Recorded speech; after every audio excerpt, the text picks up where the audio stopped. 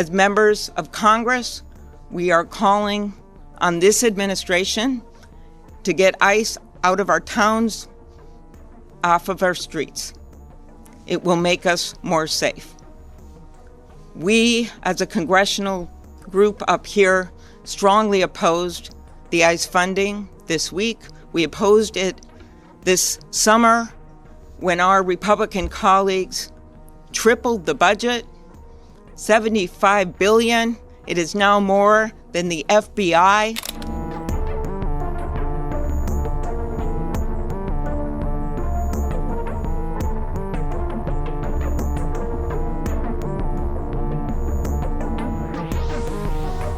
A sweeping government funding deal is hitting turbulence in the Senate after another fatal shooting by a federal officer in Minnesota reignited outrage.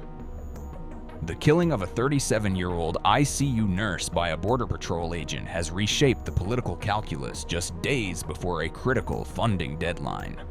The Senate faces a midnight January 30th deadline to pass the spending measure, which includes funding for the Department of Homeland Security and avoids a partial government shutdown. The funding package will need 60 votes to advance. For weeks, Democratic leaders signaled they would avoid another shutdown, wary of the economic and political fallout it brings. That stance shifted dramatically after Minneapolis became the site of a second deadly federal encounter in less than 3 weeks. The latest shooting is threatening to derail an 11th-hour scramble to pass remaining appropriations bills before time runs out. At the center of the conflict is funding for the Department of Homeland Security, which includes ICE and Border Patrol operations. Senate Democrats said that they will not support keeping the government open if DHS funding moves forward without restrictions. Minority Leader Chuck Schumer said Democrats will withhold votes unless guardrails are placed on immigration enforcement practices.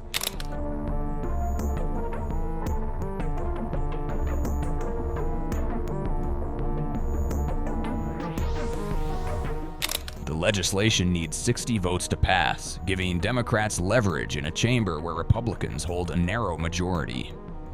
Several Democrats who previously voted to avert shutdowns are now breaking ranks over DHS funding concerns. They argue Congress cannot continue funding agencies accused of escalating violence without meaningful oversight. Democrats say the DHS bill lacks accountability measures they demanded after repeated enforcement-related deaths. Some senators are calling to separate DHS funding from the broader package to avoid a shutdown. Republican leaders, however, insist the bill will move forward as a single package without changes. Adding pressure, Republicans already approved a massive one-time funding boost for immigration enforcement last year.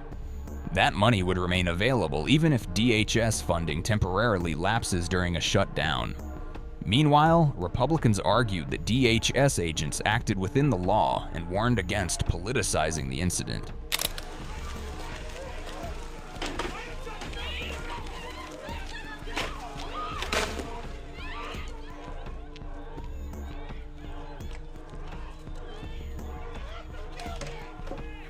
DHS leading the investigation into this shooting? And if so, will there be a criminal investigation? And also, will we see body camera released from the officers involved? We are conducting this investigation just like we do all other officer-involved shootings, and we'll continue to do that. So that is unfolding, and we'll give you more details as those are released. Senator, thank you so much for doing this, and would welcome also any other guidance from Chief Scott. Did the 37-year-old who had a license to carry, did he brandish a gun? And at what point did law enforcement retrieve the gun and also the magazines from him? Can you offer clarity on where this individual showed up to impede a law enforcement operation and assaulted our officers. They responded according to their training and took action to defend the officer's life and those of the public around him. And I don't know of any peaceful protester that shows up with a gun and ammunition rather than a sign. This is a violent riot when you have someone showing up with weapons and are using them to assault law enforcement officers. Because video appears to show he's disarmed before shots are fired. So I just want clarity on that. And beyond that, I just want to follow up and ask who within the federal government is leading the criminal investigation, understanding that CBP OPR has opened up an internal investigation. And beyond that, why did federal agents tell Minneapolis Police Department to leave the scene? We're continuing to follow the exact same protocols that we always have. And so this investigation is ongoing. We're continuing to gather the facts as they unfold throughout that. And we'll do it just like we did under the entire Trump administration and previous administrations. Nothing has changed, and we'll continue to release details as we have them. But I want you to not distract away from the facts of this situation. Our law enforcement officers were there doing a targeted operation against an individual who was in this country illegally and had a criminal conviction for domestic assault with intent to do bodily harm and other convictions as well.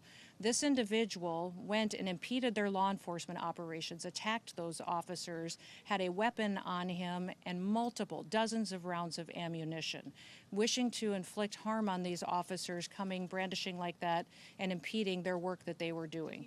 We'll continue to allow.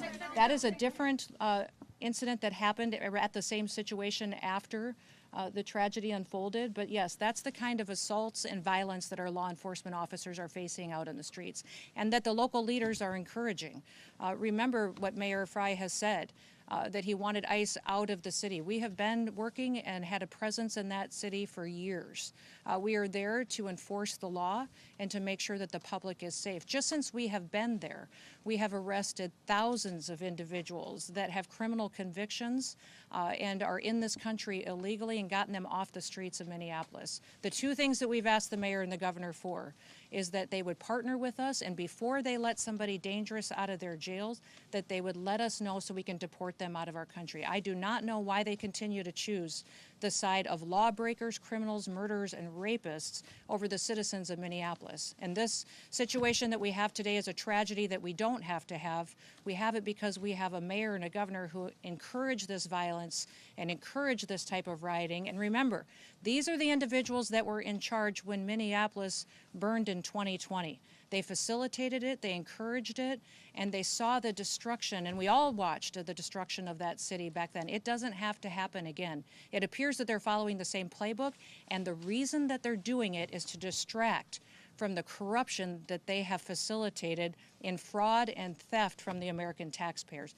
Tens of billions of dollars they have been funneled into criminal pockets and stolen from vulnerable people that needed these programs to take care of their children, to go out and provide services to individuals that were developmentally disabled, people that needed programs that the federal government has to take care of those that are less fortunate and need it. And instead, Governor Walz and Mayor Frey allowed that kind of theft to continue, and now they want to perpetuate violence against our law enforcement officers to cover it up.